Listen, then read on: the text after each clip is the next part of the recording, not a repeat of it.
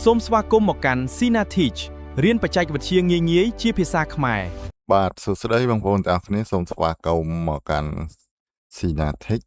បាទអញ្ចឹងថ្ងៃនេះដែរខ្ញុំមកបង្កើតវីដេអូបង្ហាញបងប្អូនអំពីការបង្កើតចម្រៀងដោយប្រើ Suno AI អញ្ចឹងកាលពីថ្ងៃមុនគឺយើងបានសរសេរទំនុកច្រៀងហើយដោយប្រើកម្មវិធី ChatGPT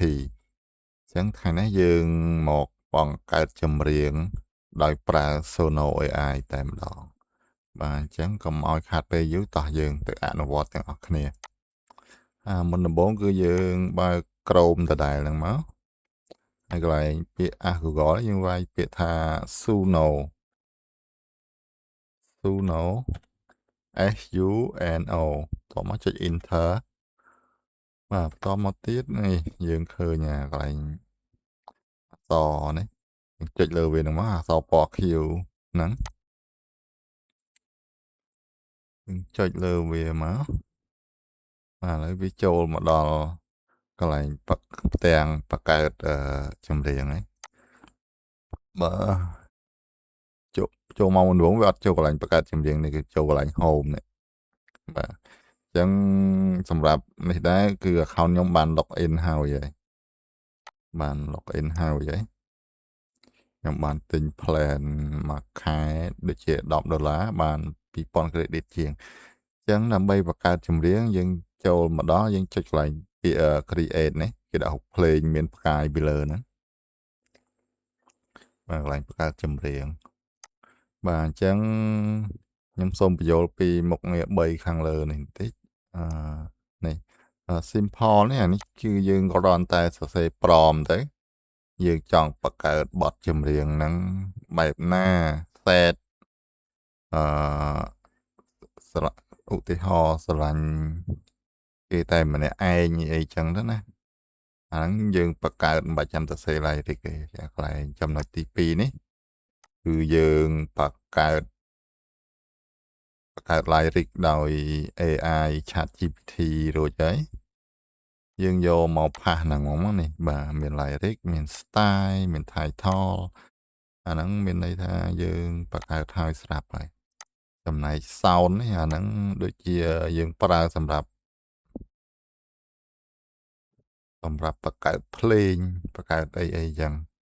បាទអញ្ចឹងចំណុចដែលយើងត្រូវប្រើនេះគឺកន្លែង advanced នេះបាទកន្លែង advanced ហ្នឹងអញ្ចឹងគឺមានកន្លែង lyric style និងចំណងជើងអញ្ចឹងដើម្បីបាន lyric គឺយើងទៅយក lyric ពីកន្លែងដែលយើងបង្កើតក្នុង chat GPT ថ្ងៃមុនបាទយើងចុចលើ GPT នេះមកឬក៏វាយពាក្យ GPT ក៏បានដែរបាទយើងចុចលើអក្សរពណ៌ខៀវខាងលើហ្នឹងមកដើម្បីយើងចូលទៅកាន់ chat GPT ជាងរឿងមកមើល recent នេះកន្លែងដែលយើងបានបង្កើត lyric ចម្រៀងយើងថ្ងៃមុនបាទយើងចុចលើវាមកមកមើល lyric យើងមកនេះបាទនេះ lyric របស់យើងចម្រៀងសល់តែអនុស្សាវរីយ៍យើង copy lyric នេះមកយើងចុច copy នេះក៏បានយើង select ហើយ copy ចុច mouse ស្ដាំ copy អញ្ចឹងក៏បានអញ្ចឹងដើម្បីឲ្យលឿនយើងចុច copy ថងនេះមកយកមកទាំងអស់តបមកយើងចុចលើ tab Sono នេះវិញមកយើងយក lyric យើងហ្នឹងមកផាសហ្នឹងបាទយើងយក lyric យើងមកផាសហ្នឹងមកបាទបន្ទាប់មកទៀតយើងទៅយក style នេះកន្លែង style កន្លែងចង្វាក់គេច្រៀងមិនអីចឹង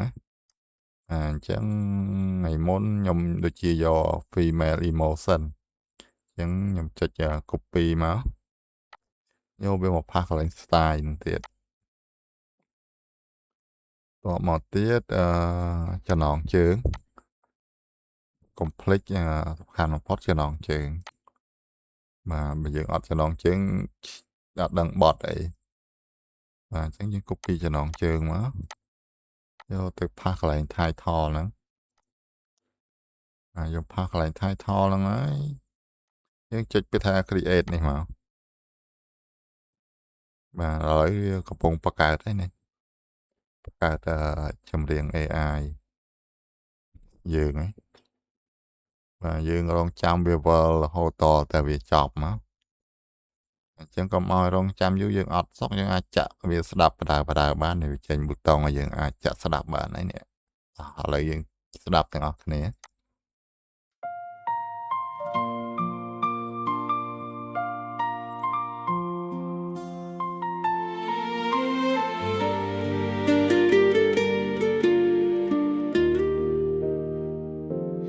យប់ស្ងាត់ខ្យល់បក់ត្រជាប៉ះចិត្តខ្ញុំដើរតែម្នាក់ឯងលើផ្លូវដែលធ្លាប់មានអ្នកស្នាមញញឹមនៅតែច្បាស់ក្នុងការចងចាំតែថ្ងៃនេះអ្នកខ្លាយជាមនុស្សឆ្ងាយខ្ញុំសួរខ្យល់ថាអ្នកសុខសប្បាយទេតែមានតែភាពស្ងៀមស្ងាត់ឆ្លើយក៏វិញបេះដូងដែលធ្លាប់ពេញដោយស្នេហាឥឡូវនៅសល់តែស្នាមឈឺ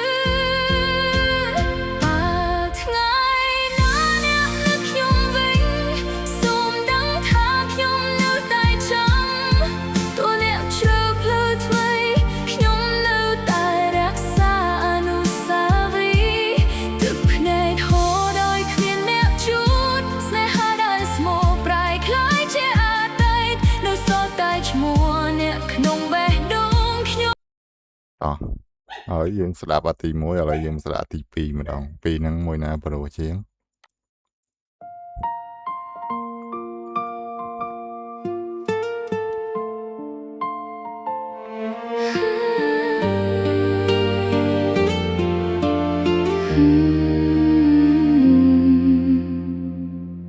យប់ស្ងាត់ខ្យល់បក់ត្រជាប៉ះចិត្តខ្ញុំដើរតែម្នាក់ឯងលើផ្លូវដែលធ្លាប់មានអ្នកតែថ្ងៃនេះតែមានតែភាពស្ងៀមស្ងាត់បើថ្ងៃណាអ្នកនឹកខ្ញុំវិញសូមដឹងថាខ្ញុំនៅតែចាំ បាទអញ្ចឹងខ្ញុំមានអារម្មណ៍ថាទី1នេះប្រូជាងអញ្ចឹងខ្ញុំ download អាទី1ហ្នឹងអញ្ចឹងដើម្បី download យើងចុចលើចម្រៀងហ្នឹងមកអូសមកគៀននេះមកនេះចុចកន្លែងចុច3ហ្នឹងចុចវាមកយើងយកពាក្យថា download នេះបាទ download ហ្នឹងមាន MP3 wave អានេះតលយើង upgrade ទៀតបានប្រើបានអញ្ចឹងខ្ញុំនិយមប្រើភាគច្រើនខ្ញុំចូលចិត្តប្រើ wave file wave បាទយើងចុចលើ wave ហ្នឹងមករងចាំវាបន្តិចវាកំពុងប្រសេសដើម្បីយើង download យើងចុច download file ហ្នឹងមក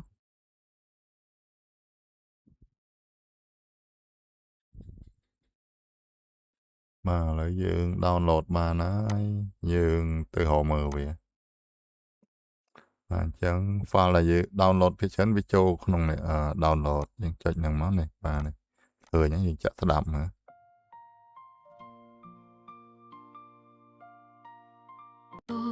មានណាទឹកភ្នែកហូរដោយគ្មាន បាទអញ្ចឹងបន្ទាប់ពីយើង download វាបានហើយយើងខាត់វាមកយើងអត់ទុកវាហ្នឹងទេយើងទៅរក folder ចម្រៀងយើងដែលបានបង្កើតពីថ្ងៃមុននេះក្នុង drive E នេះសល់តែអនុស្សាវរីយ៍នេះយើងផាសវាហ្នឹងមកបាទអញ្ចឹងវីដេអូចំណុចទី2ការបង្កើតចម្រៀងដោយប្រើ Sono AI គឺមានតែប៉ុណ្្នឹងទេបងប្អូនមានចម្ងល់ឬក៏បញ្ហាអ្វីផ្សេងអាច comment នៅក្រោមវីដេអូបានដើម្បីខ្ញុំធ្វើជាវីដេអូសម្រាប់ដោះស្រាយបញ្ហានិងឆ្លើយតបជាមួយបងប្អូនបាទសូមអរគុណសម្រាប់ការទស្សនាជួបគ្នានៅវីដេអូទី3ការបង្កើតរូបភាព cover សម្រាប់ MP3 និងសម្រាប់ YouTube បាទអរគុណជម្រាបលា